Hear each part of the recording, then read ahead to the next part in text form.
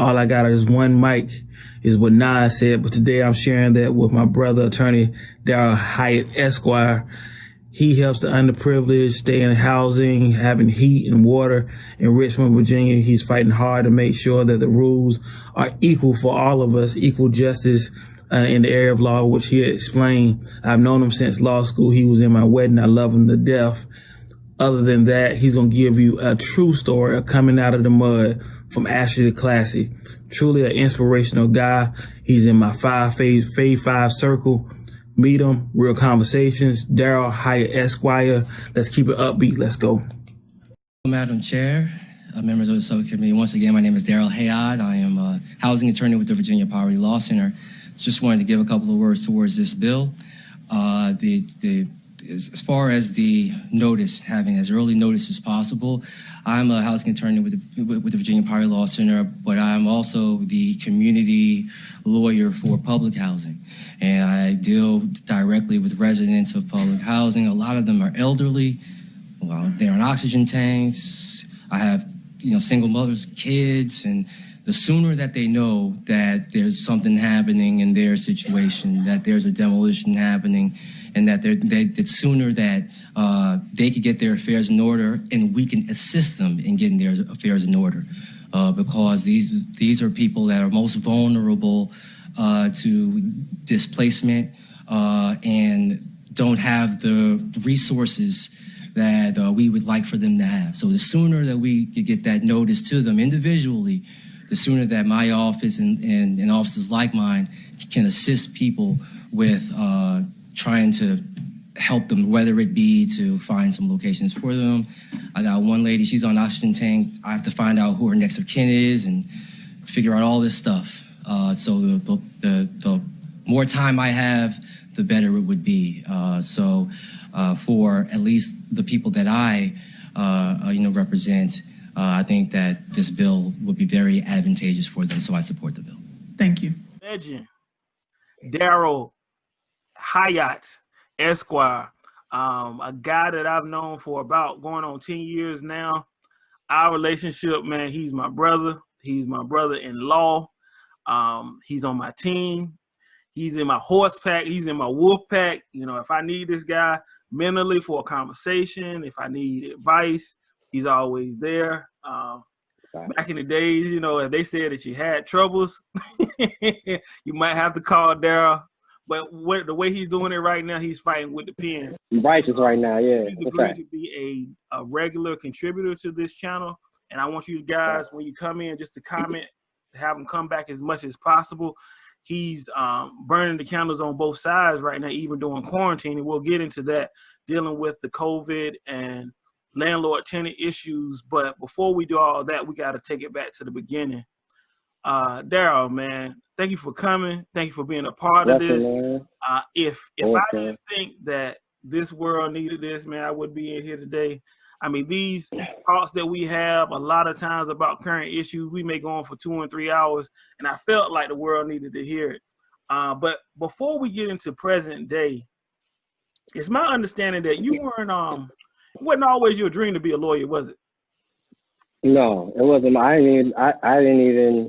I've never thought that was even something that was even for somebody like me. So I wasn't, growing up, I definitely wasn't. I had a bad speech impediment, and, I was, Southside. I'm from, Jamaica, Queens originally. So, I mean, how long were you in Queens?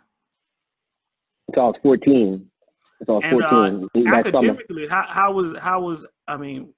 were you academically?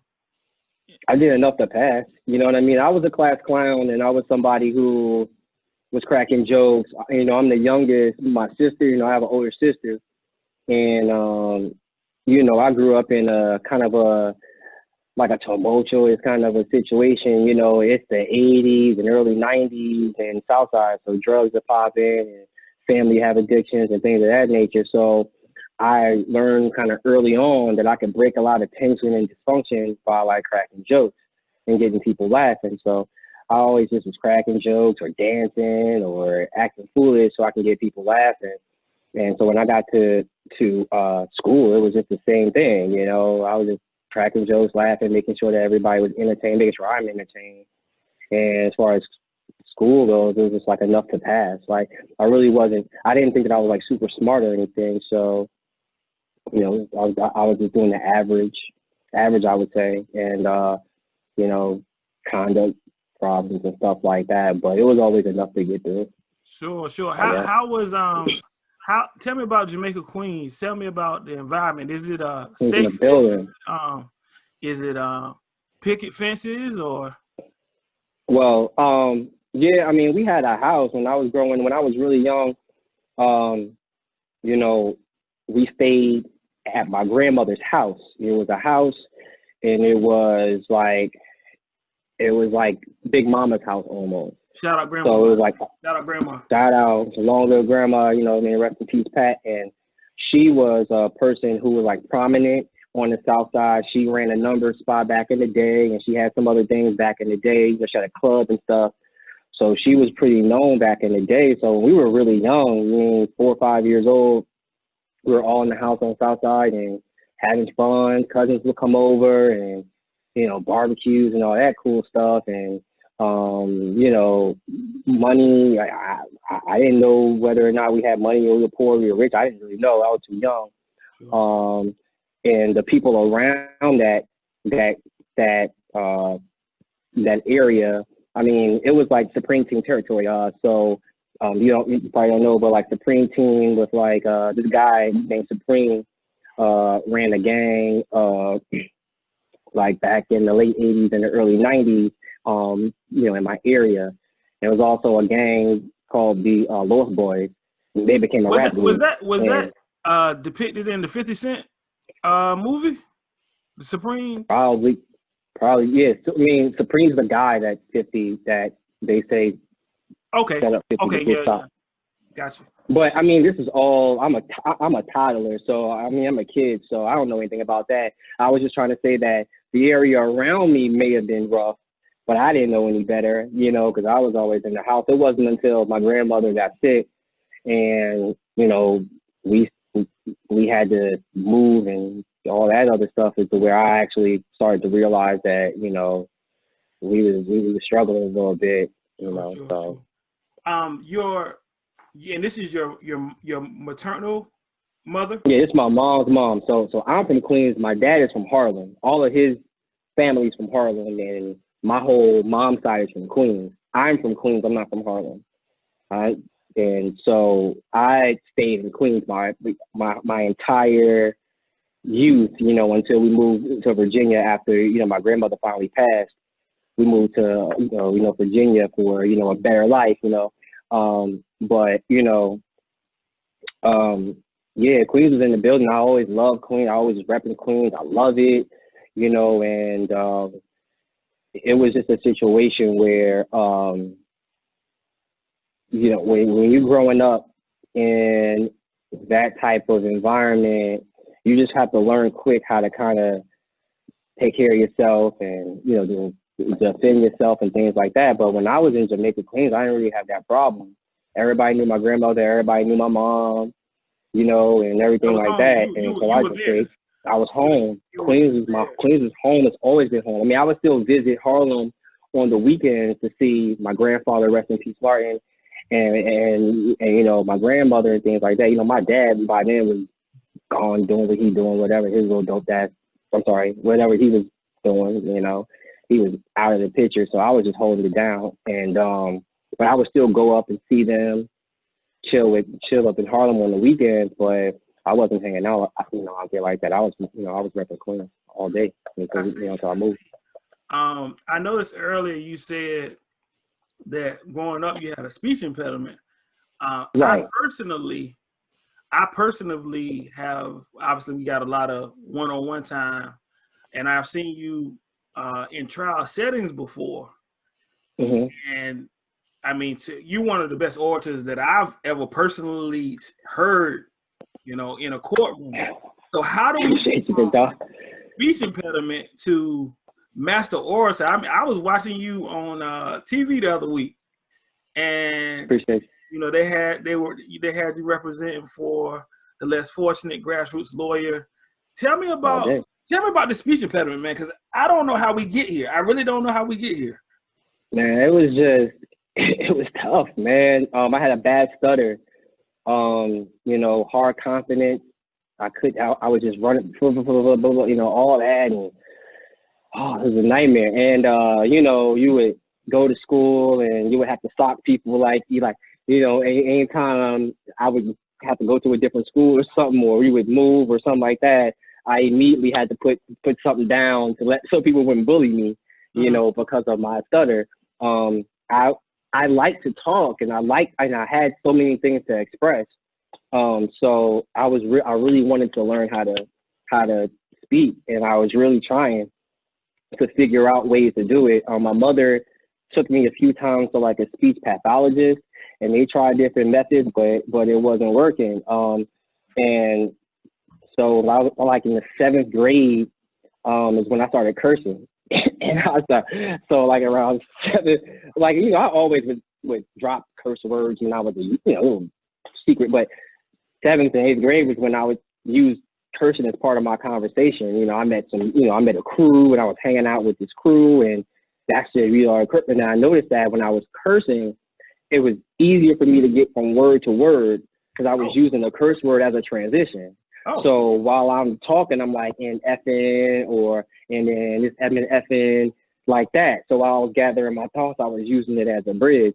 So that's what really started me as far as being able to complete my thoughts and my sentences, started to add the curse words into it.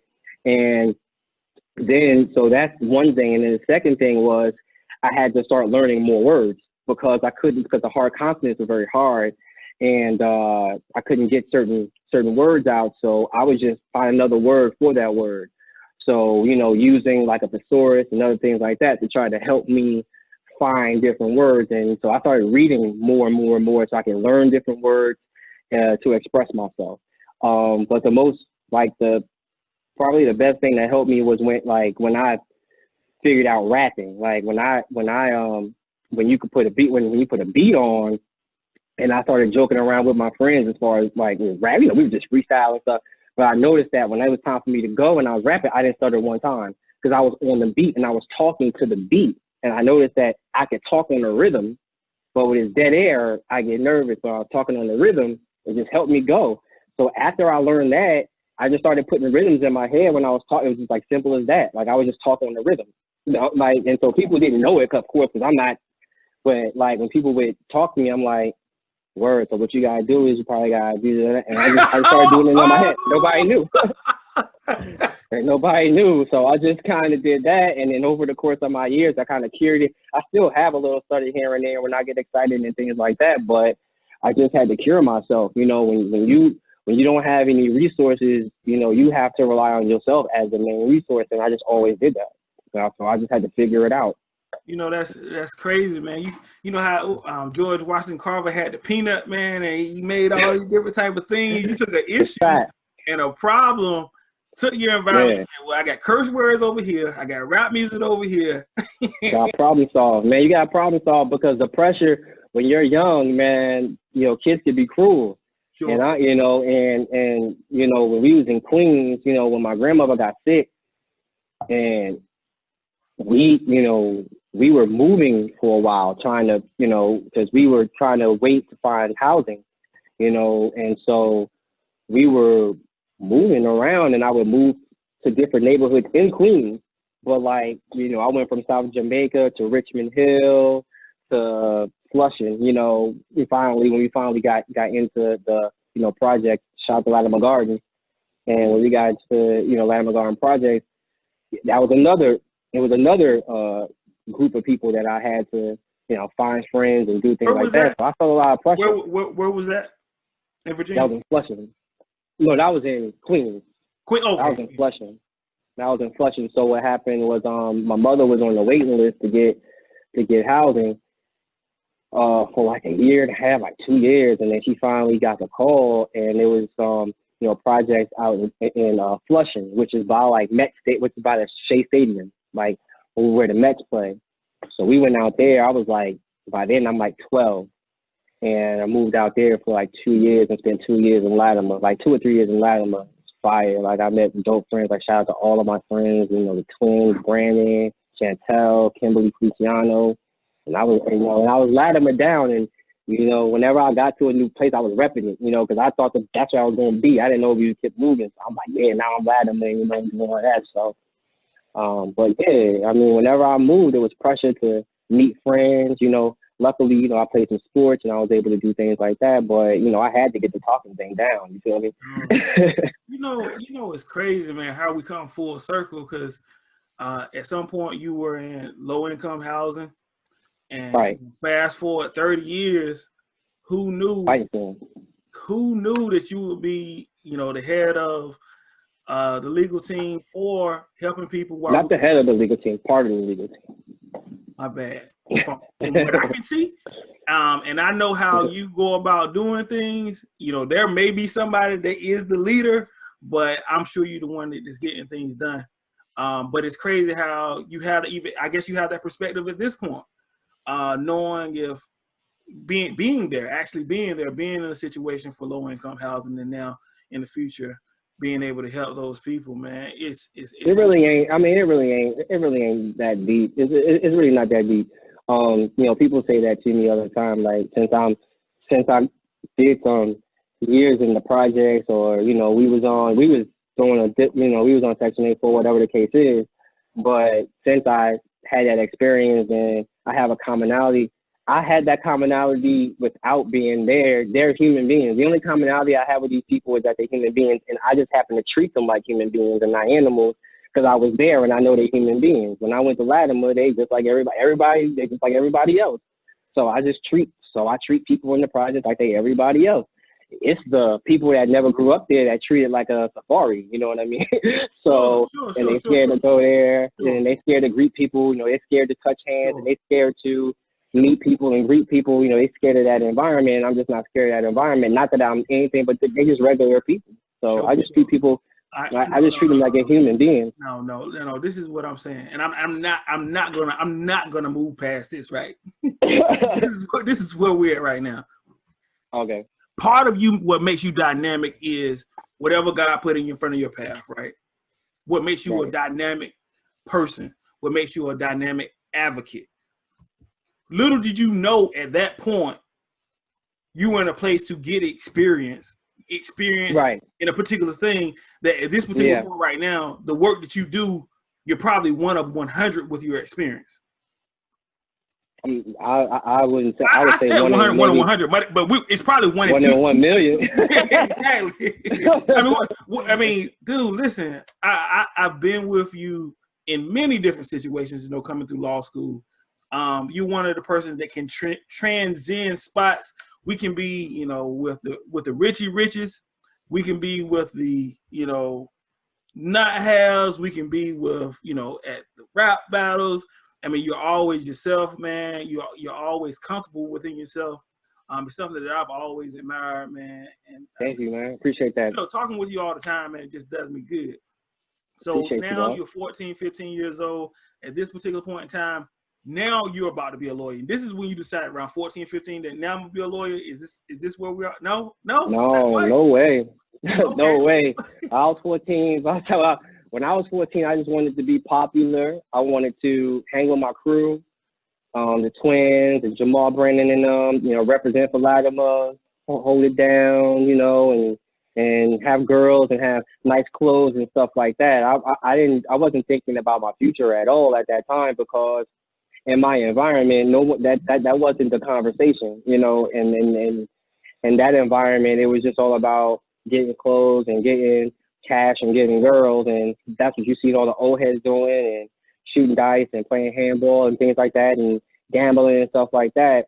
And, you know, like I said before, like, my father was ghost, so, you know, my mom had, you know, like a boyfriend, but he didn't like her kids, you know what I'm saying? So he was just, you know, he's over there. So, I mean, you know, so I was outside. You know, I was outside every day, you know, just hanging up under the like older kids and the, like, you know, the OGs as they call them, and just soaking up that information. And I just thought I was going to be I just thought I was going to be a neighborhood kid.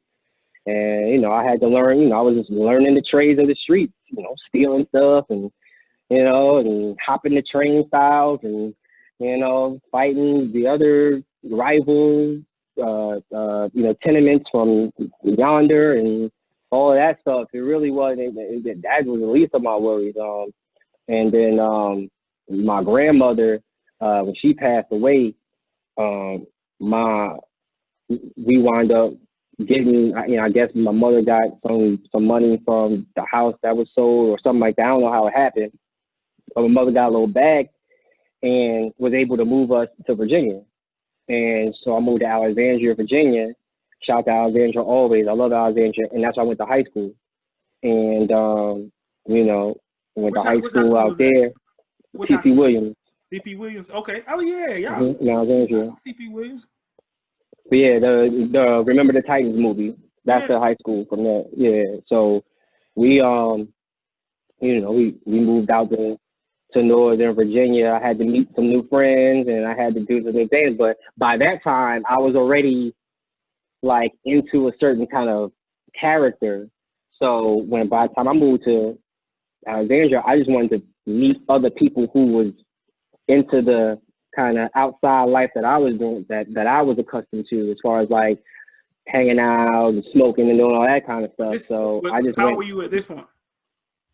I was 15 when just at high school, like ninth grade. Ninth grade. I got you. Yeah, so ninth grade. There was a ninth grade. So a funny story is there's a ninth grade school just for ninth graders in Alexandria called Minnie Howard.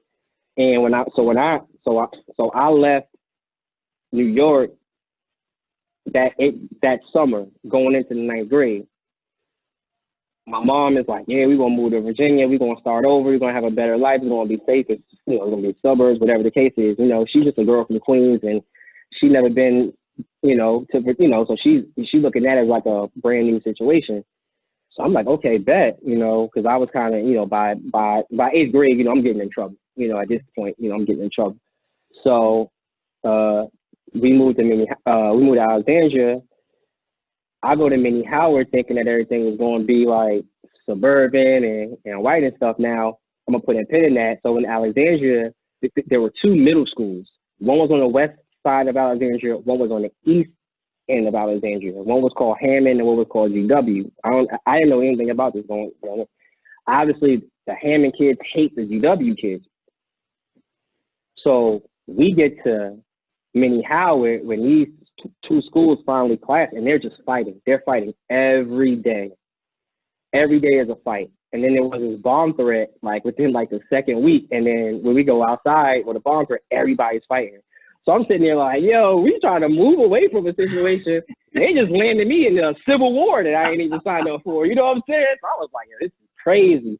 I didn't know that Alexandria was going to be like that, but they was going hard, you know. Shout out to Alexandria because those that was from there was holding it down, yo. So I was immediately like, yo, this is wild. You know what I'm saying? So it was just crazy. I can imagine that conversation you had with your mom when you went home the next day. I ain't even tell her though. I ain't tell her. You know, I was just like taken aback. Like I didn't even tell her.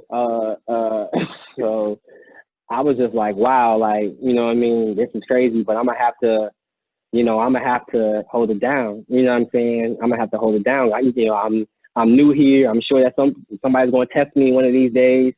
So I'm gonna have to hold it down. So that was just so I was on like go mode after that, like whoever, you know. But then I had met people like shout out to Bebe William Catlett, he was an actor on the show called Love Is and all that stuff. He became a successful actor.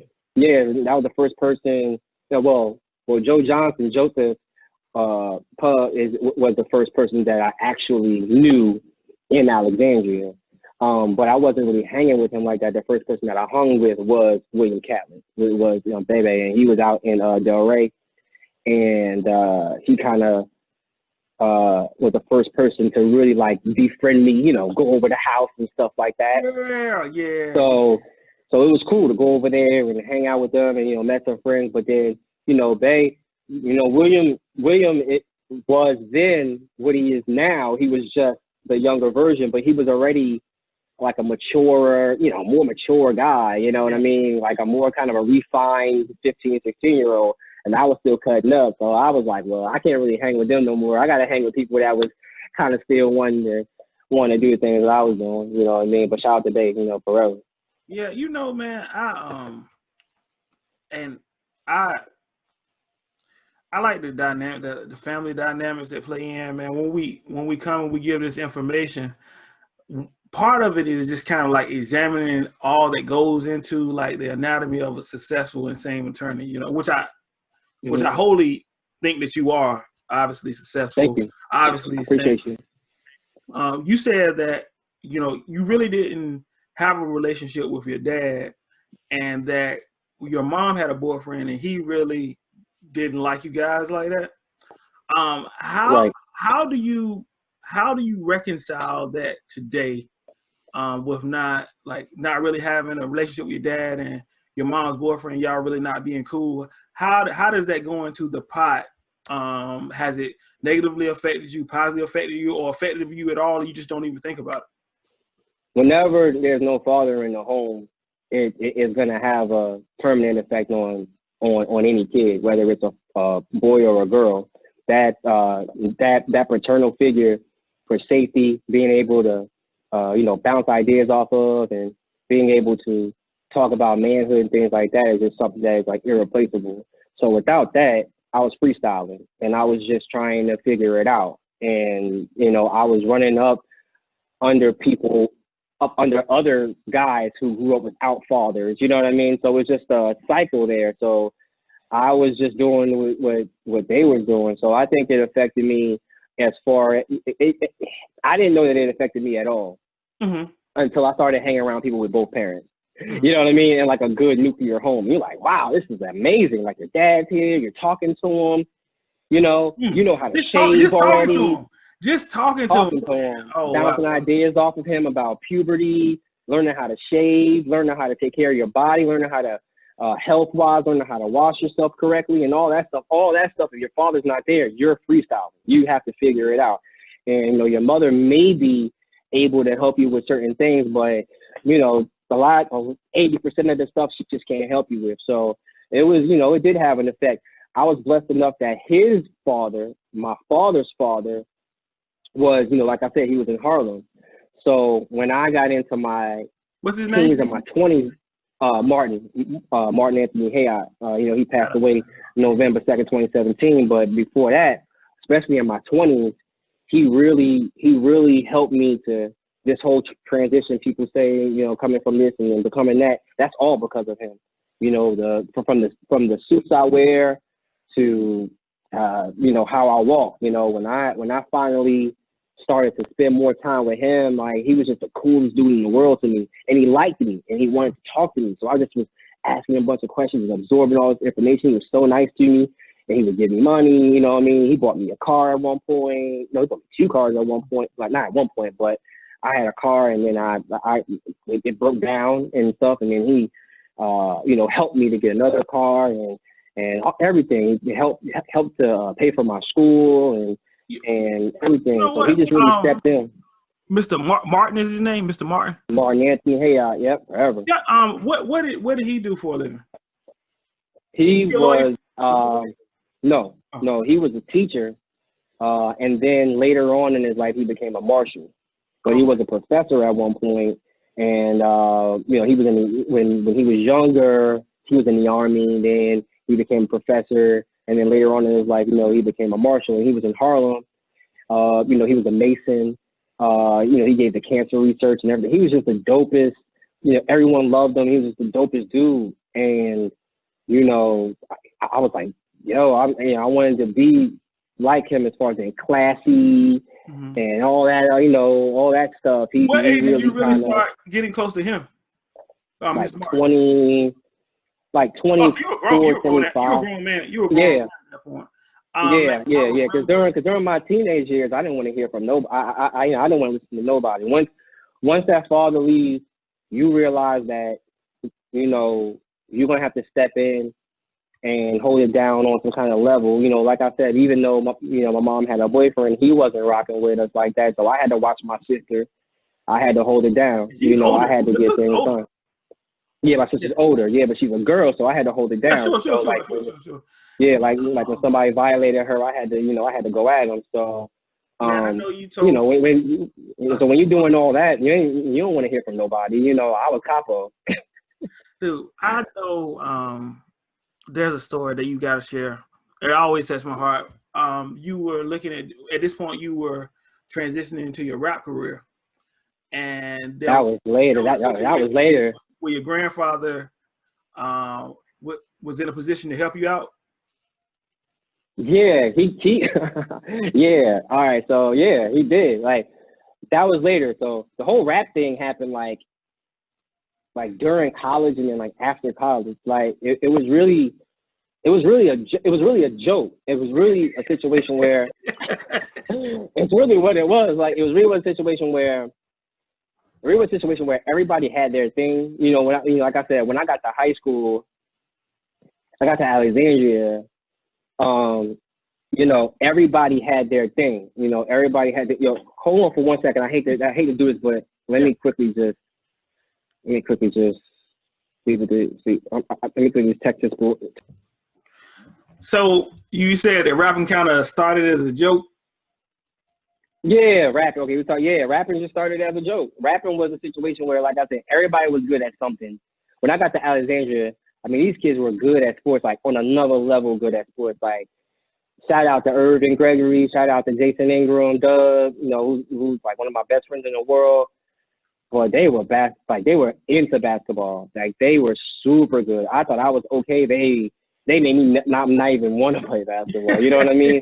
And they were playing football and doing all this stuff, and everybody had their thing. And so I didn't have anything that set me apart that I could, that was cool. I was a short kid, flat-footed. I was, awkward, and I'm new. But like I said, I had picked up the rapping thing as a form of me to know how to talk. I wasn't writing or anything at that time. I was just rapping along to different songs to get rhythms going on so I could talk. But what happened was we started to we were in the lunch. When we were in Minnie Howard, we were in the lunch area one day, and they started freestyling. So I started freestyling, and I was better than everybody there, like, by far. And I was like, yo, I'm kind of dope. Like, you know what I mean? Like, when I was like, yo, and like, this is back before actual rap battles, when like the actual thing was just a cipher. And whoever was the nicest, you would know, because nobody really wanted to rap after them. You know what I mean? So I was like shutting down ciphers. You know what I mean? So I was like, yo, I'm kind of fire. So then I started to pen it up and started to write rap. But it was just me. I was just writing. I wasn't rapping in high school or nothing. I was just writing my little rhymes and keeping them in my head so that if we had cipher with my homies, I could hit my bars, and I was cold. It was just like that. So I was just always shutting down ciphers. And then when I got to college, I went to college at Virginia Union, which is in Richmond. Union. Big shout out to VU. So when I got to Union, I'm dolo now. I done left my crew. They couple of them went like elsewhere. Other people stayed home, and I was by myself. I had nothing to do, and I was like, by that time, I didn't want to hang. I didn't want another set of dude friends. Like the dudes that I met, I was running with them. We was making doing other things, so I was with them. So I didn't want to meet a lot of friends. So I met a few friends there, but I didn't want to run with no crew. So I was by myself a lot. So I was just padding it, writing it up. I wrote I can show you books, like composition books full, just like in class. Because at this time, I'm still barely paying attention. What was your major, by the way? What was your major? Criminal justice. And it was criminal justice because I don't like math. So I was like, yo, what can I do so I don't got to take a lot of math classes? They was like, you can take criminal justice. You ain't got to take 101 and 102. And I went into college on academic probation because I got in a fight in high school, and I got suspended a few times, and my grades dropped below a 2.0. But I had a good SAT score. So they let me in, but I had to go to like an academic empowerment. But the good news was that I could take a lower level math class. It was called something part 1. I think it was like Algebra 1 Part 1 or something like that. It was like a low-level class. I was like, oh, man, I can take this one, and then I'll take that one, and I'm done with, math forever. You know what I mean? So that's why I did that, But the whole while I'm fooling, I'm not, I'm just not taking it serious. And then I don't even know, honestly, how I started to record music. I just remember that we had met some dudes from VCU. Shout out to Derek, shout out to Sherm. Those are my guys until this day. They had beats, like these just beats, like a whole bunch of instrumentals. And I used to love, I didn't have any, it's like CDs, so nobody's like downloading up at the time. So if you had like a CD of instrumentals, I was like, yo, put them joints on. Yeah. So I just remember them putting on instrumentals and me just wigging, me just blacking out. Because I had so much material at my ready. And like I said, I would always read them so I could talk. So I'm just like memorizing my bars and writing down. I had stacks and stuff. I was just ready to go. And then I remember Sherman and being like, yo, you need to record that, and that's how that happened. But all I was really doing was recording it so I can go back and play it for my homeboys. Yeah. And we could just chill out and listen to my song. That's all I really cared about. So and it was just a goof for me. And then like MySpace, this is like during the MySpace days. So then on MySpace, like I started a MySpace for the music. And I put the music on there, and then girls started to hit me up, and I was like, oh, yeah, we're going to see how this goes, you know what I mean? So then I was like, so after that, I was like, yeah, maybe I can do this for a while. But it was never like my passion or heart of hearts or something. It was just something that just kind of fell into my toolbox, and I was able to do a couple of things. Granddad was feeling the music. Oh, so then my granddad, no, he didn't even listen to the music. My grandfather just believed in me. But I had to always prove myself, like even when I was a kid, he would make me and my sister write book reports in order for us to get our Christmas gifts. Mm-hmm. And I would always find a way to cut corners to barely do enough to do the kitchen book report. I would just read the back of the book, brush through it or something like that. But that was his style. Like he had to earn the bag, you know what I mean? So, and then when I went in an apartment, I got in a fight my first year of college, and I couldn't be on the campus no more. So I had to get an apartment. So, another dude named Brandon, shout out to Tiz, he said that he would move in to an apartment with me if we could find a place. But I needed some money, so I had to ask my grandfather. He's like, well, I want you to write up a thing. I had to write up a perspective thing, like a prospectus and stuff, prospectus and stuff. And so, and then he gave me it back. So with the rapping, it was the same thing. Yeah. I told him yeah, I want to rap. And he was like, rap, he knew what rap was and stuff like that. But he wasn't listed as no rap, but he was like, okay, well, if you want it, let me see like where my money's going. So I had to break down, I asked him for like $1,000 or something like that, so I could actually record a CD with like a case and all that stuff. And we were going to try to make a little hustle selling CDs and stuff. And I had to write it out. I had to write out where it was going, and then he gave me the bag. So it was like about $1,000 or something. So he was just always down for me like that. He was always And what's so dope about him is like, I'm not even his blood. He adopted my father. Oh man. So for him to do something like that, man, I was just like, man, this dude is like amazing, Like I was just so like grateful forever, and I'm still grateful forever. And he will always be the GOAT. Man, oh man. There's always those people, man. There's always those people that God puts in our places. So that God puts angels right on earth. Don't even recognize what's going on. Every little bit counts, right? Every little bit counts. So fast forward to 2000, I think it was 2009, 2010. What year did you start law school? 2010. Okay, so yeah, I started 2009. We had about. Is that right?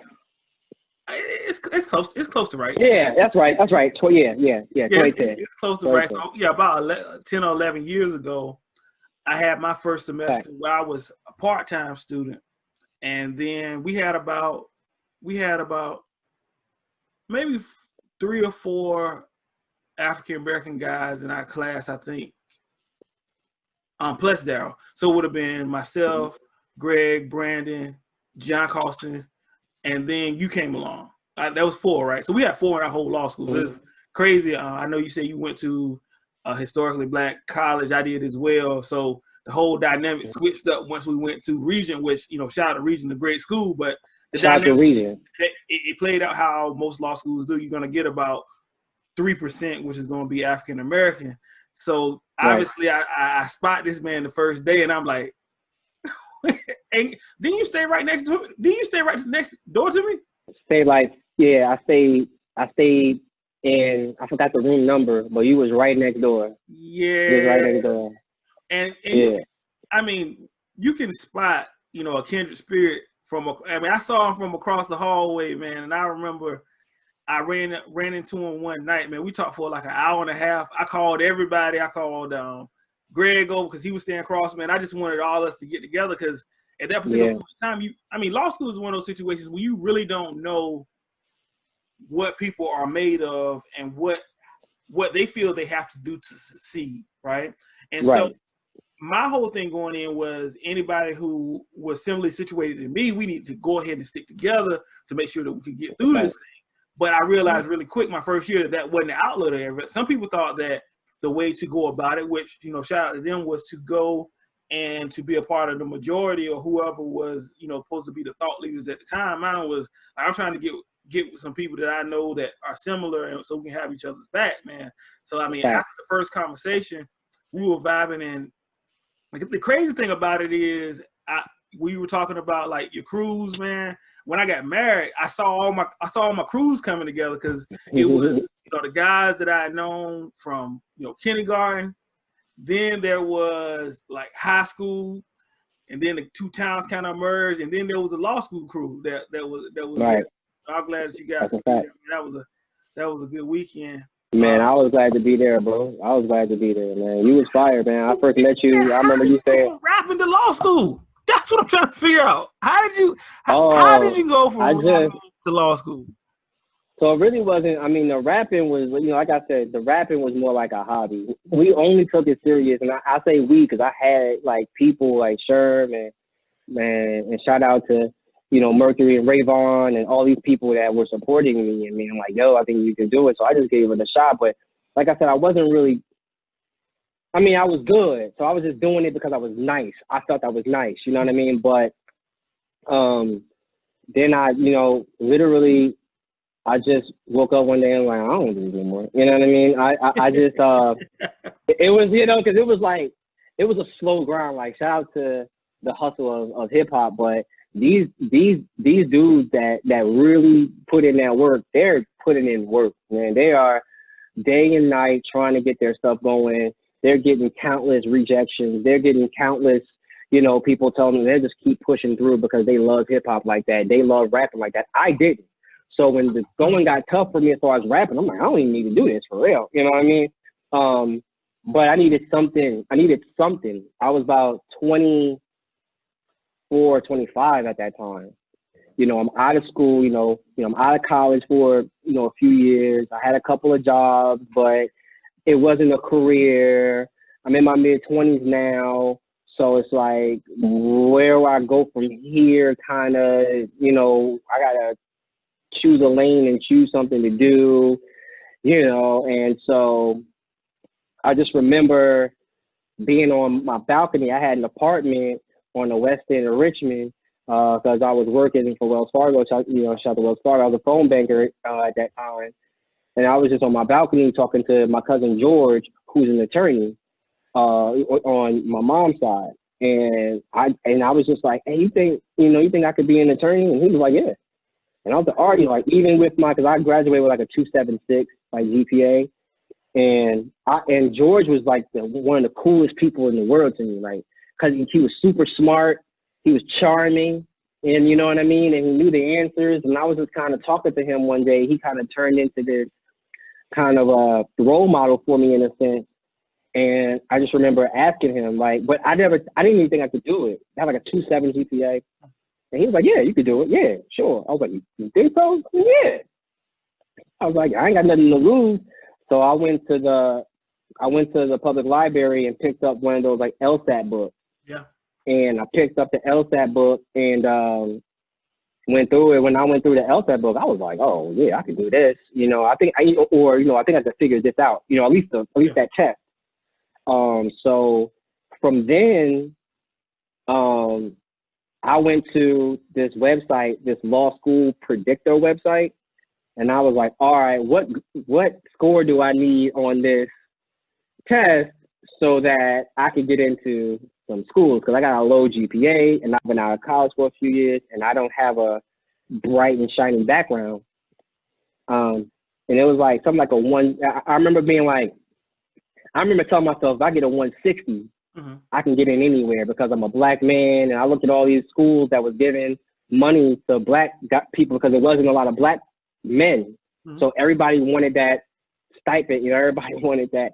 So I studied real hard for months and got my stuff together, had to pay all this stuff to get my stuff in order.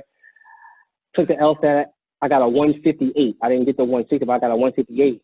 And after I got that, I mean, like literally that weekend, I just started getting emails, ping, ping, ping, ping, ping, you know, and I was like, all right, well, I'm glad that I can get in, but I don't have any money. So then, all right, well, Daryl, if you go to an all-white school, you could probably get a full ride because there ain't got no black people in it. So I started to look for like conservative schools in the Virginia area because I really didn't want to leave Virginia. And I saw Regent, and they had the fountains, and I saw all that stuff, and I'm like, oh yeah, I probably would like it in there. It looks good. And in 20, so also that same year, I got saved. You know, I went to Christ in that February. So I was like, okay, this would be good because this would keep me closer to God. Because I was trying to, you know, like clean my life up and stop doing all those things. And so then I applied to Regent and like 72 hours, something, I don't know, it was quick, but Dean Browse called me. And he was like, hey, You got a call? Yeah, I got a call. I got a call. It was either Dean Browse or Dean Gang. It was one of them. Yeah, I remember them calling me.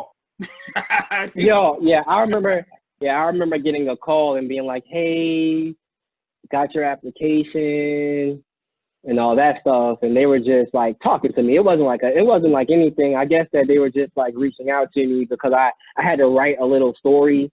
And I guess that my story was kind of darker than others and stuff like that. So I guess they wanted to reach out to me about that.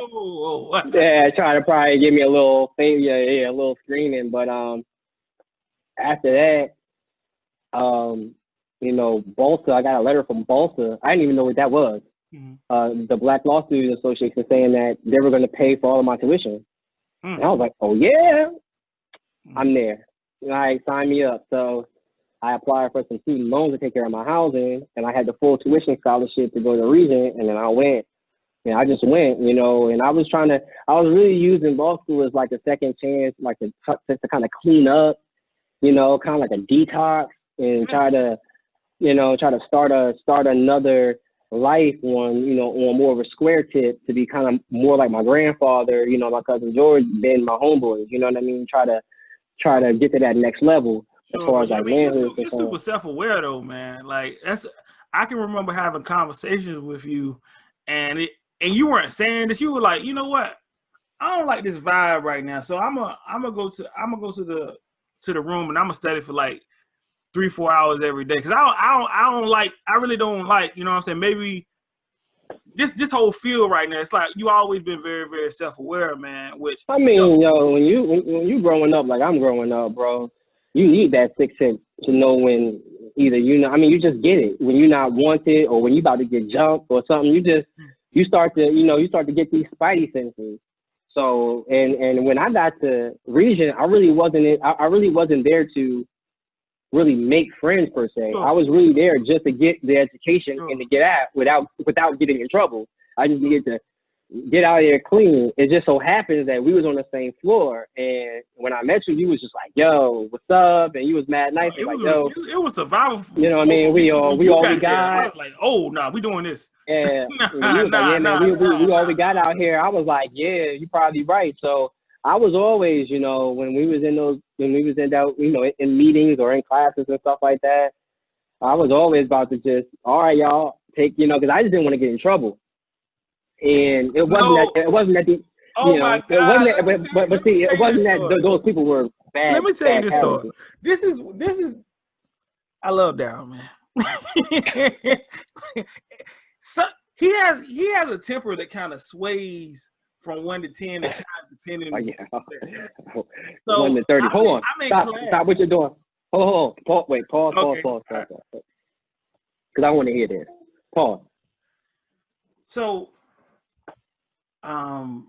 one thing when it came to adjusting for me from HBCU to a predominantly white school was that I noticed just that the culture could be different.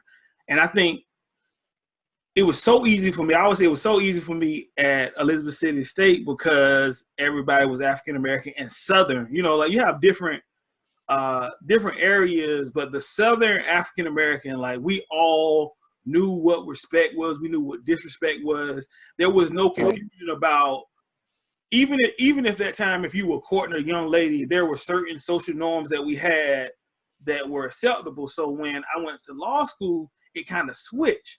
Now, and what happens a lot of time for us, and I saw it again with this story with my boy Daryl, was we were in class. I got there. Maybe he was a minute late, but he had a place that was his seat. They had been sitting at for at least 4 weeks now.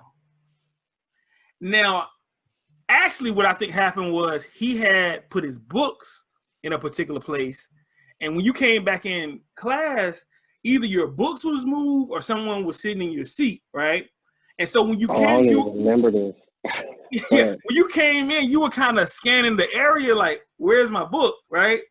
But I could also see, like, for me, I was like, you don't touch anybody's stuff, right? You don't randomly touch anybody's stuff. You don't move in. If someone's sitting there, you know you're sitting there. And I saw, like, in your mind, you were like, and you said it out loud. You like, man, I was like, "Yo, Daryl, come sit beside me. It's all good, man. I get your stuff." Because in your head, you were like, "Who moved my stuff, and why was that okay?" It's not the point that someone moved my stuff. Like, who thought that was okay to move my stuff? That's disrespect, right? But right now, as an African American, if I say something to that person, how am I going to look? This was law school, and this is still law practice for me now. Am I acting appropriate? Because I knew if I was at Elizabeth City State at that point, nobody would have touched my stuff unless they had a problem with me. So, like, it's that slip. Like, we were getting that slip and miss. I can remember recreational sports. There were little subliminal punches that were being thrown because for somehow our team wasn't doing the best, but maybe the referees would say little slick comments, and it's like, why are you trying to push this to the edge? But you did a great job, man. Look, you come a long way. No, I mean that type of stuff. You grow. Like I said, man, I was moving around in New York and then Alexandria and other places. So when you move around, you got to earn your respect every time. That's just how I grew up. Go to a different school, somebody going to try to test you, and you're going to have to check them immediately. And that's something that my grandmother Pat, rest in peace, Pat, my mom's mom, was like really big with her, like punch him in the jaw. Like she was always just like, listen, don't take no BS and then don't take no back stuff. The crazy thing about it was, I remember having this conversation. I was like, you do realize if we revert to what we know, we lose, right?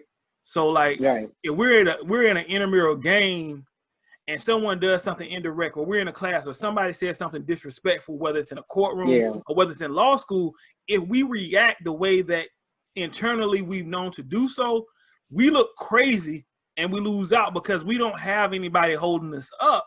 So I was like, I understand how you feel and you're correct. But you talked me off of a lot of stuff.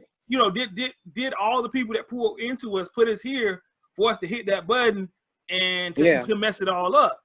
Because who loses? Like all of your clients right now, all the people that you're representing right now. Yeah, you're right.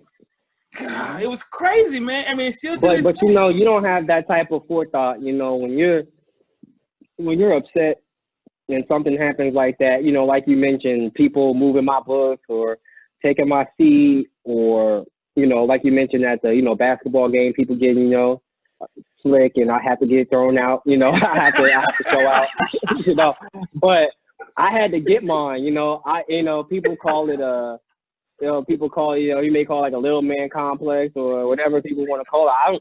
I'm not even all that little. So, but it's just a situation where, you know, I felt that I had to get mine, you know what I mean? Like I came in there with my nuts, and I'm gonna leave with them. So I'm standing on what I'm gonna stand on, because at the end of the day, all I have is me.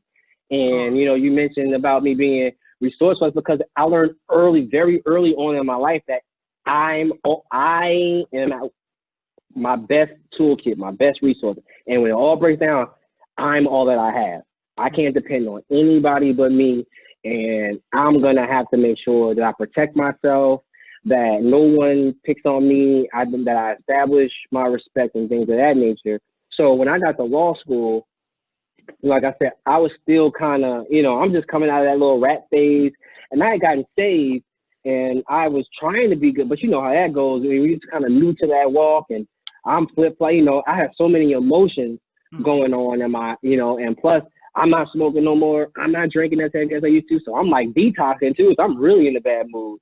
Mm-hmm. So, you know, certain things happen, and you don't have the forethought to really calm down. So I'm grateful for people like you, for people like Greg, who were there to be able to talk to me, not because there was an immediate threat of violence, but just to come and knock on my door and say, hey, Daryl, I noticed that you were mad today, or I noticed that you were acting different today. I just want to let you know that everything's going to be all right, da-da-da-da-da. Those conversations that we had were like invaluable to me.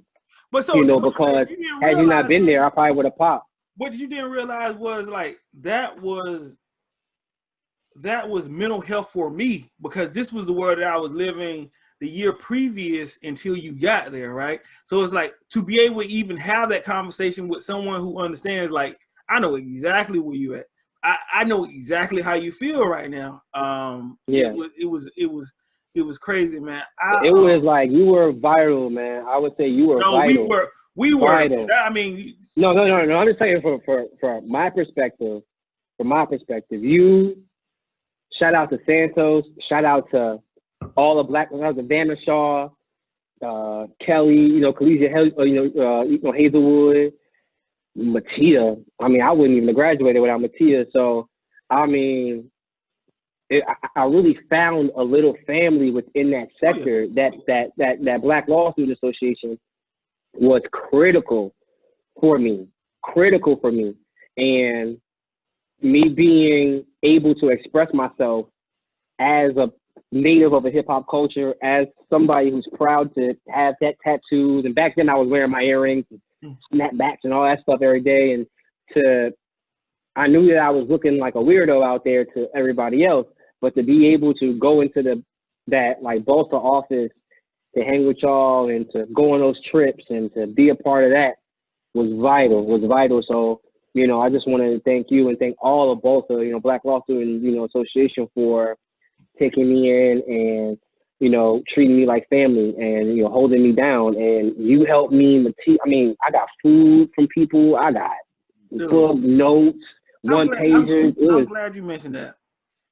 So to those who are looking at going to law school, and if you are going to African-American school, I don't know how important the Black Law Students Association is, because you're around African Americans all day. Because you're right around them, yeah. And so, and you know, one of my favorite law schools, Central, North Carolina Central, not a lot of people participated because it was even though it was like 50-50, that's a lot for Blacks as far as having them at school. Right. If it even is 50-50 or 45-65, that's a lot of Black people that you're around. Yeah. And it's a Black school in itself. So for us, imagine going to class every day, you know, to maybe 2 of 30 every time or 2 of 60 every time. And it's cool because that's law practice right now. I go into a courtroom, my client may be African-American, and the people in the peanut gallery in a criminal defense type of court style may be so, but the judges for the most part in most counties and the lawyers are white. So I'm okay. That's the training that I needed, but it was something else to be able to take a moment.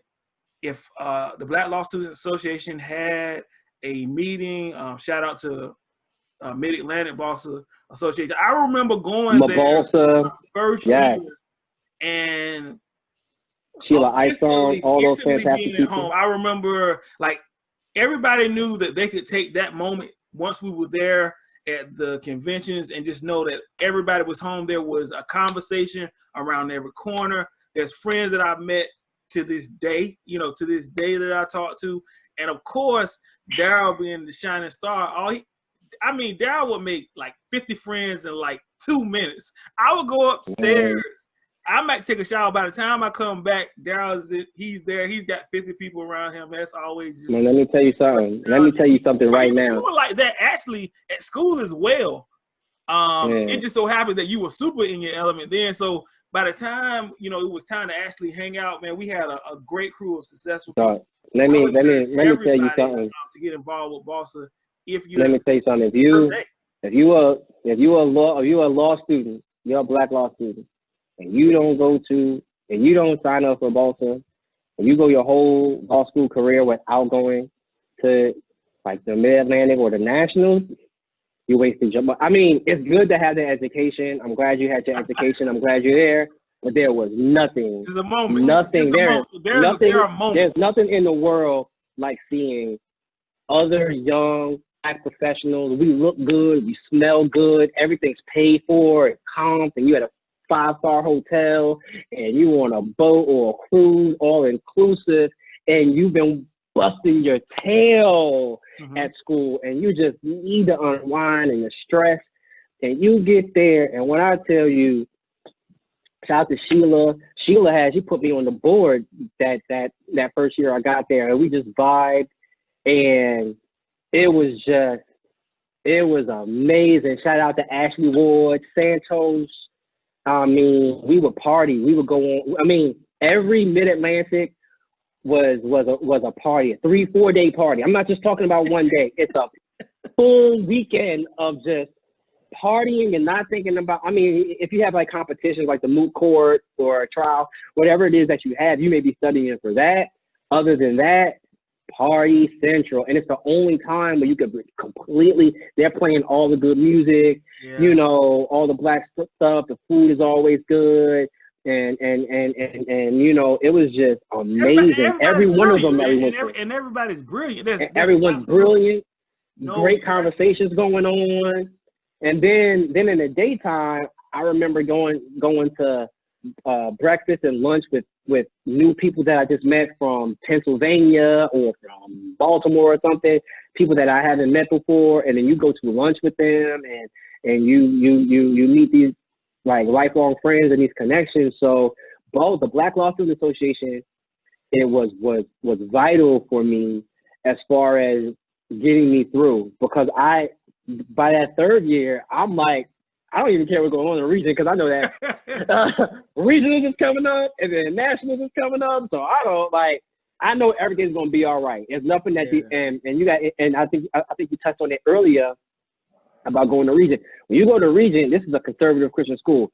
You learning the whitest of laws. You're learning the whitest of the white side of the law, bro. This is super. This is conservative. This is conservative white on steroids.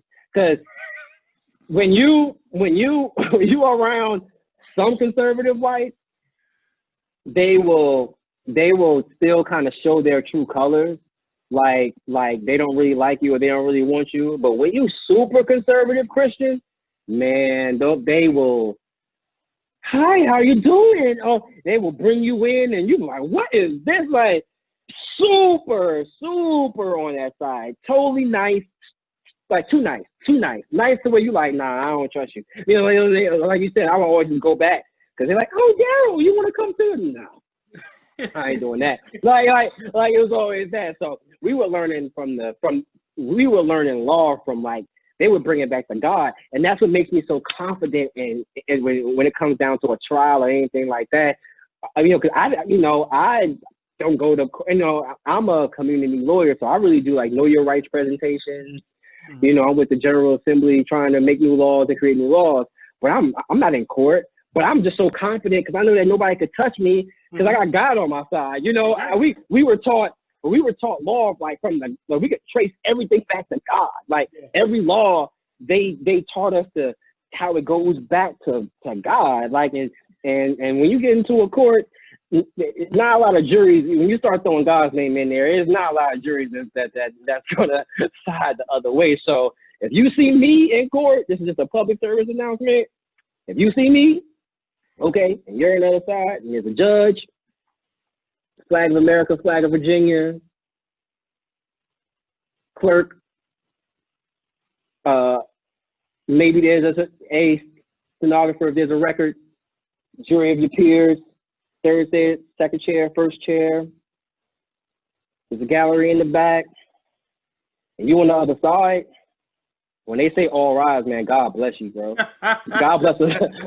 God bless us all, bro. If that's the situation, if you find yourself in that template, and I'm on that one side and you're on the other, it's gone way too far for you, bro. God bless you. That's crazy, man. And man, it is. We're here. We've been on lockdown for I guess about a month now. Explain exactly what you do with the well, so I'm a housing attorney for the Virginia Poverty Law Center. My role is that of a community lawyer.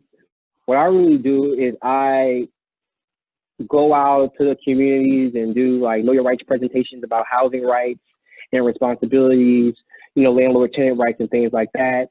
I go to the projects and I do like know your rights presentations. I also, hand out my business cards and stuff like that. So when people call me, I give them legal advice about their housing situation. If they need me to make a phone call or make an email happen, then I'll do that as well. And if it's risen to the level where they need some representation and they qualify for a legal aid, which is what I work for, and they qualify for legal aid and they need representation that falls into the VPLC wheelhouse, then I'll also represent them. And I also, this past General Assembly session, I helped to draft and broker and testify so we can get some laws changes. And there's 12 new housing law that went into effect that my my organization took part in helping to create, and I helped to testify for. So it's really and then I also wait. We're not gonna skip by that. So you helped draft 12 new laws. I helped draft all 12. I didn't help draft all 12. Drafting, like I didn't really write. So how it worked was like Laura Wright, who's also in my office, she's the other housing attorney, and Christy Morrow, who's my boss. They would draft. They work with landlords and stuff like that, and they're trying to draft this law.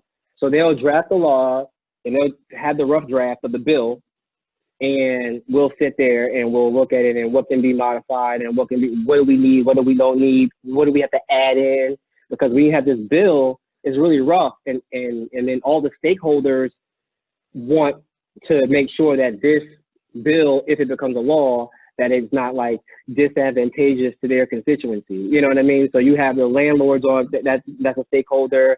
You got the homeowners as a stakeholder. You got us as a stakeholder representing, for the people. And we're trying to get together to create some bills that could pass through, legislation. So it's all about modifying it and adding it. When you were your particular part in the whole, what were you advocating for at that point? Which particular law? Like the late fee cap at 10%. So traditionally, under Virginia law, when you're late on your rent, your landlord to charge you a late fee. But there's no regulation. There wasn't a regulation on how how much they could charge. It just had to be reasonable. So, you know, depending on your landlord and the judge, it could be 10%, it could be 20%, it could be 30%. So, you know, my office drafted a bill to say that the late fee has to be capped at 10% of either the rent or what's owed, you know, whichever is less. Okay. So that's one that I'm helping. Yeah, and then I testified on a few bills as far as one was to give tenants notice, you know, a 12-month notice that a housing authority plans to like demolish their units in there, because Richmond was trying to tear down, or Richmond is going to be rehabilitating and revitalizing their public housing. They wanted to go away with it and things like that, but the tenants felt that they didn't get enough notice. And these are people on oxygen tanks. You know, I got all type of people in, you know, there, and you know, there's a bunch of elderly people in the project. There's a bunch of elderly women in the project that need assistance, the elderly men who probably are, you know, there's a lot of vets and they need help, and there are a lot of families and single moms and single dads. All these people need as much notice as possible that you plan on tearing down their place. It's like living on a fault line. You know, if I know that there's going to be an earthquake on this thing, I may stay or I may choose to go. So the earlier that they know, the better, and especially for us. So what kind of notice were they giving? What kind of notice were they giving? I don't know what that notice was. I don't know what it traditionally was, but it was short. You know, people were like, we didn't know until we went to this meeting one day or something like that. So I don't know what notice they were giving people. But we got it to 12 months. And then we also helped pass a bill. This is a bill that Jason Bourne is a movie, but I'm sorry. Bourne Identity? Bourne Identity law. Right, exactly. Right. That, but anyway, you know, Senator Bourne had put through as far as source of income. And so what that is that's a bill that says that landlord can't discriminate on somebody based on their source of income. That's important because a lot of people who are moving from the projects are moving to private housing, but they're using government subsidies like vouchers to supplement for their rent. But if people know that you're taking government subsidies, then they may think that you're lower class, and then it's a reason for them not to want you in their place. So we made it so that you know, people can't discriminate on you just because you have like a Section 8 voucher or things like that. So those are some of the more important ones that I was able to help to get pushed through, whether it be, you know, brokering, you know, like I said, you know, drafting, and not like type drafting. You know, what I mean by my part in drafting is more like redlining or like modifying, you know, an amendment. So like this will practically work. This won't work. So this will practically work. This won't work. Like this won't work, so we got to add in this, or we got to change it from 9 months to 12 months, or, you know, just little redlining and different ways to broker a deal. It's all about brokering a deal. So it was just that kind of process, and it was hard. It's difficult because, you know, you got to be up early. You got to get to those meetings early. It's all day. Was this before the pandemic? Yeah, this is way before the pandemic. So how has that affected everything? How's the pandemic affected everything as far as your workflow and stress and everything? Well, so first I'll say that one of the things that because I'm part of this coalition called the Housing Justice Program, and so I'm a legal fellow. I'm on a 2-year fellowship with my organization, and I'm part of a group of people that they hired at legal aid to help with the housing crisis, because Virginia had the second highest rate of evictions in the country. Virginia? Richmond, yeah. I mean, actually, Richmond as a city was number 2 out of the big cities. Richmond was number 2 when I got here. So we was working with the housing authority at the Richmond Housing Authority, and long story short, found out that their ledgers weren't really in order. They didn't know what those people were owing people. So once we found that out, the housing authority, shout out to Corey Wolf and all those people, they decided that they were going to put a freeze on evictions until they got their books in order. So the people in the RHA, the people in that housing authority, they couldn't have been evicted since November. That went into effect in November.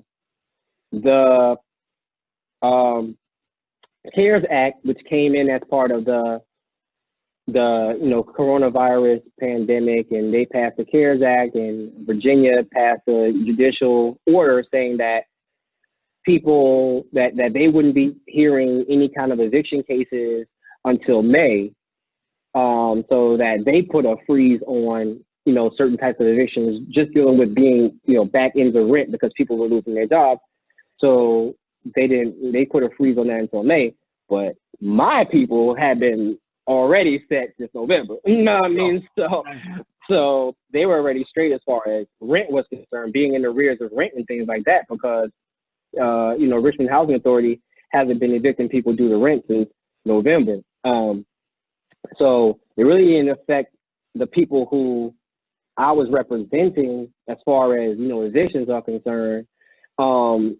It really didn't really change a lot, except for I can't go out and do like know your rights presentations or anything like that. Everything is at home now, and I'm just having a bunch of meetings, Zoom meetings, and all that other stuff. Are y'all doing forums for the people over Zoom, or not so much? Those are in the works. We're trying to get some things in order because not everybody has the internet. Of course, in the hood. You're 85 years old, and you don't. Yeah, they don't. They barely have. A lot of people are just poor and they don't have the internet. Phone, you can't get the internet on the house phone. Right, and even if they wasn't elderly, a lot of them were poor and they can afford certain things, and then you can't contact. There's no contact or whatever. So people want to be staying at home, so we really can't touch them. So we've been really just drafting a lot of one-page sheets and information sheets about tenants' rights during this pandemic, getting it out to them, and we're going to continue to try to find ways to communicate. Also, there's an eviction helpline, 1-833-NO-EVICT, which I do legal advice on during work days. And people call the helpline, and I help them out. So if they're facing eviction, if their landlord aren't following any of the HUD guidelines or the CARES Act or the judicial emergency, and they just want they want to lean on it because the landlord-tenant power dynamic is so slighted towards the landlord. And you don't know what you don't know. So if your landlord says, "Hey, you got 5 days to get out," you just think you got 5 days to get out. You don't know the law.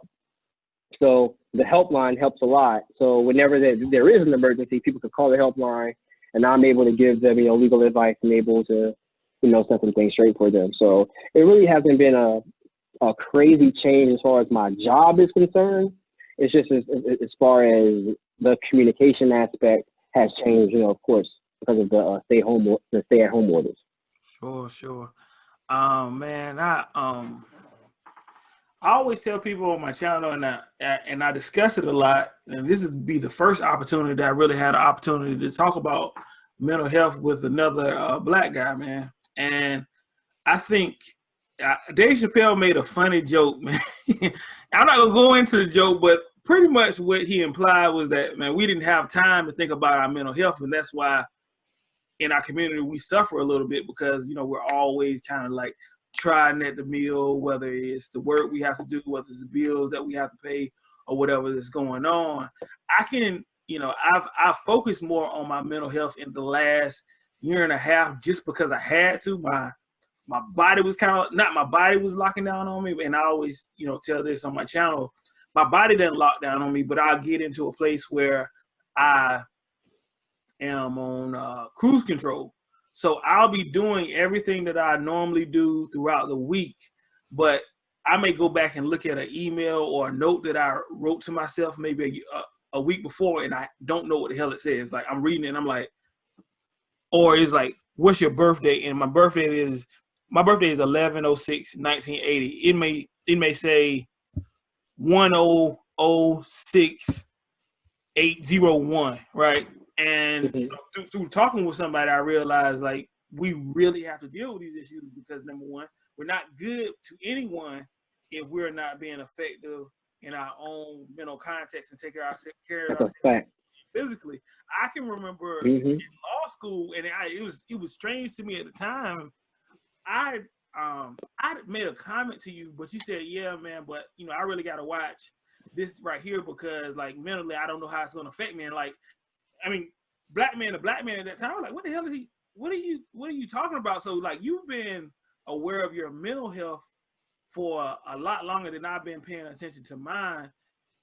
The first question I have is, like, what do you think is the issue when it comes to us, black men, when it comes to talking about our mental health? And two, like, have you had any struggles with mental health? And if you mind talking about it, could you help us today? Because obviously it's an issue, and especially in the law profession, you know, like, you're 3 more times to have depression if you're in the law profession.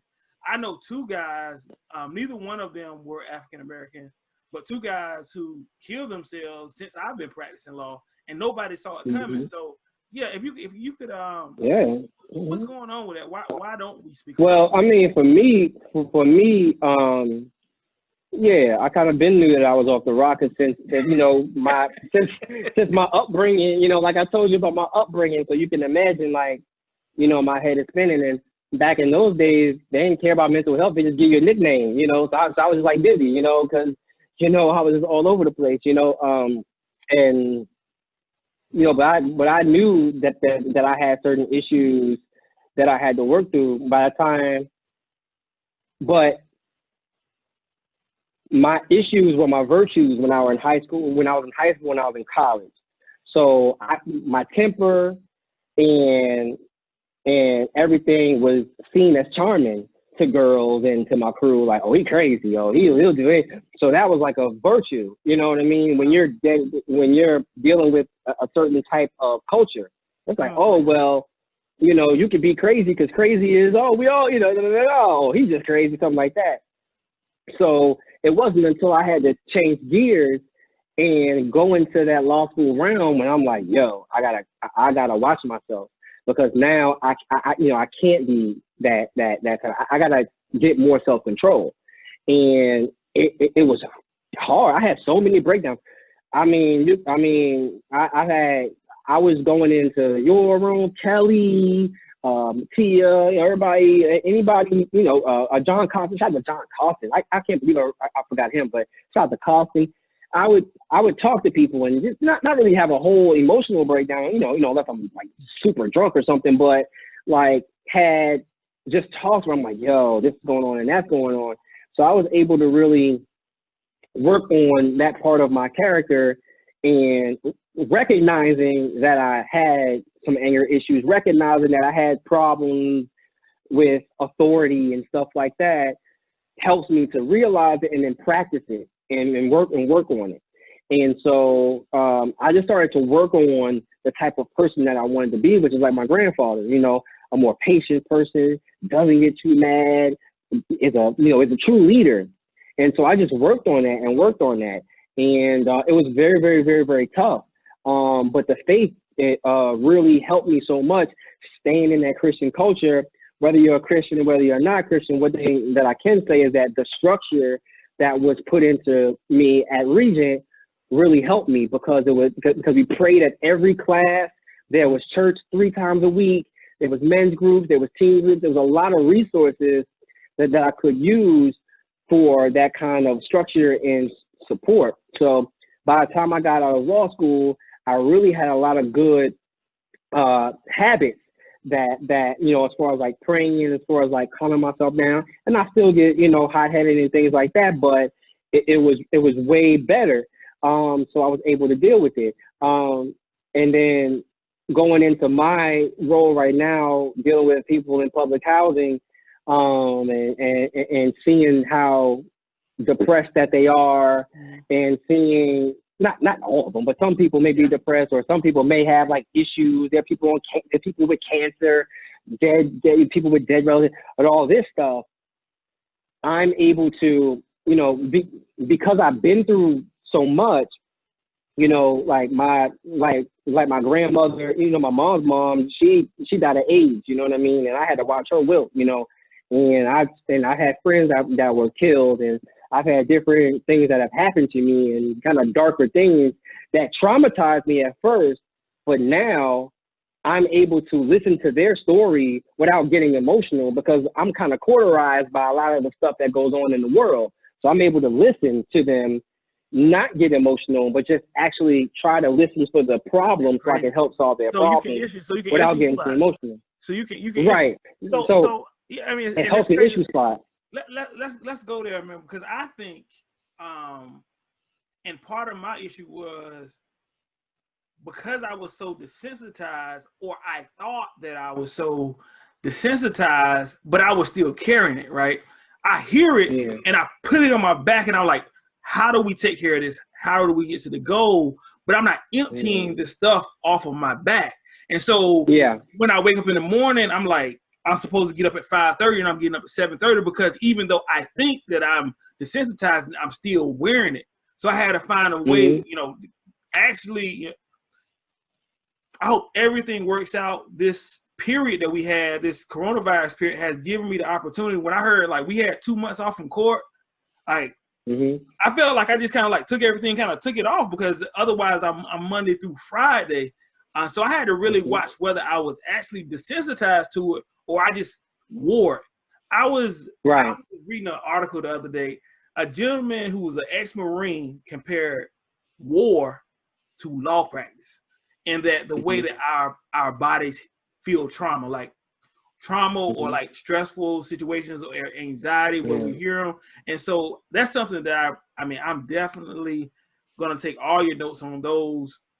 And the biggest note that I could, if you're taking notes, the biggest thing that I would say, the number one rule before all of that is protect your energy. That's the first thing that I do. The first thing that I did when I got the job was I set my hours. I set my rules, and I set my hours. I told everybody, like, I'm working from this hour to that hour. I'm not answering my phone. There's no such thing as an emergency to me. I'm not a cop. I don't work for the EMS, and I'm not your parent. So there's no emergency. There's nothing that you need to talk to me about after hours. Call the cops or call your parents. And a lot of people don't like that. And they say, oh, you need to do more. I don't. I stay in my lane. I do my duties. Okay. I do nothing less than my duties, but I don't do nothing more than my duties. I stay in my space because that protects my energy. Okay. I got a work phone. I got a personal phone. The work phone is for work. The personal phone for personal. You may got the work phone number, but you're not getting the personal phone number. Only 5-6 people got that number, and that's to protect my energy. Because when people see a lot of people, I'm not gonna say everybody, but a large portion of the population, when they see that you got your stuff together or that you're peaceful, and they're not peaceful, they want to unload their stuff on your back to kind of weigh you down. Oh yeah, he can take it. He's okay. So let me dump this on him. That's what therapists are for. I'm not that. You know what I mean? I don't do things like that. So I don't take anybody else's energy. I represent for my family. I represent for my friends and all that, and that's cool. But I'm not taking on the burdens of the world just because people feel that I'm strong enough to take on the burdens of the world. Because when people know that you're a strong person and they're a weaker person, they just want to jump on your back and just ride the wave. No, you got to become a strong person. I used to be a weak person. I had to become a strong person. I had to stand on my own. And I force everybody to do the same. I don't sign up for nothing that I'm not going to see all the way through.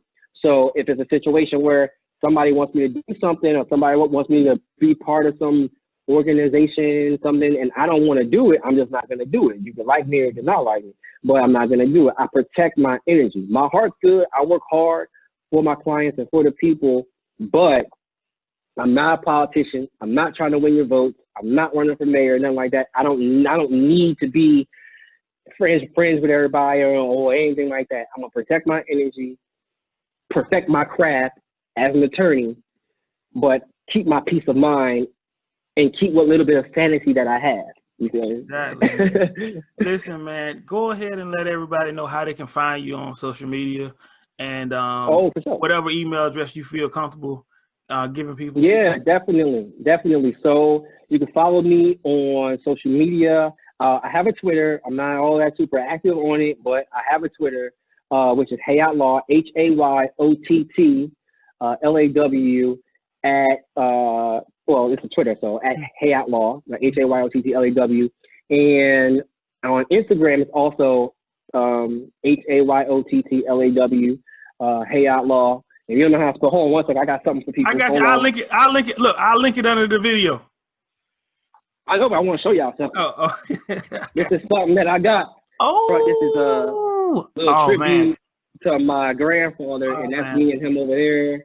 And you know, a beautiful spirit in my life named Essence got this made for me, and it was part of my healing, because when I lost the old man, it was crazy. So that's how you spell my name right there, HAYOTT. I'm a proud Hayott man, and so you can follow me on Instagram as well. And if you have any kind of legal questions and things of that nature, you can always hit me up on my email, Daryl, DARYL, at V as in Victor, P as in Paul, L as in Larry, C as in Charles, BPLC.org. It stands for Virginia Poverty Law Center, BPLC.org, Daryl at BPLC.org. And hopefully I can help you. I can find somebody to help you. You know? Sure. And I just need everybody to make sure in the comments, y'all keep begging Daryl. I know he's a busy guy, man, but I'm gonna try to get him here as much as possible. I gotta go back 1 minute, like, because it's funny how we see things, because I remember when your grandfather passed, and I knew that was a hard time, but man, you were just so exceptionally motivated at that time. You were like, yeah, man, I gotta do this.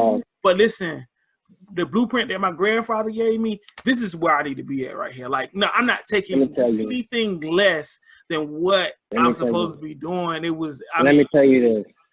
I got so serious about like my legacy when he died, because when I went to the funeral, you know, his funeral was just like amazing. People were talking about all the great things that he did for them, and he just touched so many people's lives. Like I said, he gave the cancer research, he taught, he was a shepherd for a lot of people, he was a therapist for people. He actually gave people, he had a like an apartment building that he owned, that he was letting people stay there for way below the rent that is normal, and he was just an amazing person. So when I saw that, and I saw and you know, and I got it, and I had his name, and I looked around, and his son and my dad, and there ain't no condition to hold down the name. So who's going to carry this man's legacy? He did all this stuff, and it ain't going to go for. So I was like, oh, I'm definitely stepping in. Day one. It was day one. I didn't want his legacy to drop one second. I didn't want his legacy to falter or to drop 1 second. The day that he died, I wanted to step in there and immediately just be the man that he always wanted me to be. I mean, even though he told me that he was proud of me countless times and he loved me dearly, I wanted to continue to be, to kind of walk in his shadow, walk in his steps, and just be a righteous man. So it really wasn't, I really had to do it. I had to represent, you know, I had to hold it down. even in my darkest moments, and they got super dark, you know what I mean? But when the sun shines every day, you got another opportunity to make plays. And I just had to believe in myself, and even if no one else believes in you, even if you only have faith, that's all you need. That's all you need. Now, and so, you know, when he died, man, he was like my main cheerleader, you know, and I was like, man, like, but I had to hold it down. So I just had to fight. It was just another layer that you got to go through, you know what I'm saying? And I think about everything. I'm like, I talk to this thing, you know, I talk to this thing like he here, you know what I mean? So it's like, it's always going to hurt forever. Cause you know, that was my guy, and that was my sage, you know, he's my wisdom source, you know? So in order to pay him back, I'm just going to work hard and keep on, you know, doing the right things right. Yeah, I tell you, man, when you get a chance, send me a picture of the memorial that you have here, and I'm definitely going to link that on the bottom. For sure. And we'll this episode, we'll go ahead and we'll dedicate to your grandfather Martin, man. I think the greatest, the GOAT. I love everything that a mother does. I love everything that a father does, man. There's something about grandparents do when, you know, they're rocks, you know, they're rocks for us, man. So I tell you what, man, the wisdom. Call them today. Make sure everything is going well. Again, man, I appreciate you. I appreciate your time while we're in this. Always, bro. I'm gonna try to get you as much as I can to come and feed into the audience, man. Because whatever you need, bro. Your story is just so unique, man. And even if someone came from a very affluent family with both parents, there's so much to be gathered from your story and the work that you're doing and the way that you approach things, because you have masterful frameworks in your head. And even for this, like we talk about mental health, this is mental health for me. You know, obviously we can't get out. I can't be there, but the first chance that I can, I definitely want to come there, shoot with you, man, in your apartment, man. Sure. Maybe we can throw some ones on the heavy bag. But anyway, man, I'm gonna let you close out, big dog. All right, man. Thank you so much for having me, bro. I'm very proud of you, bro. You're just so dope, and you've always been somebody that was in my corner when other people were not in my corner, did not, believe in me, or think that I could be a lawyer or think I could be a successful lawyer. You always was one of my biggest cheerleaders, bro. So I definitely thank you for that, and I'm indebted to you. So, man, whatever you need, bro, I got you. You know that. So, just keep on doing what you're doing. I'm going to keep on doing what I'm doing over here. Easy. Yes, sir. Lawyer life out.